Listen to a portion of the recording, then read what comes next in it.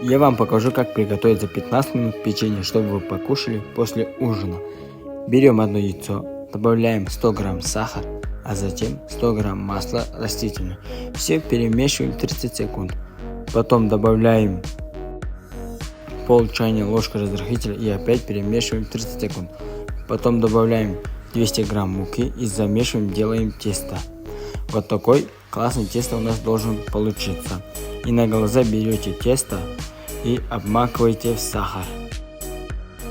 Потом даем сверху форму с вилкой и закидываем в духовку на 8 минут при температуре 200 градусов. Если вам видео понравилось, то подписывайтесь и не забудьте лайкнуть.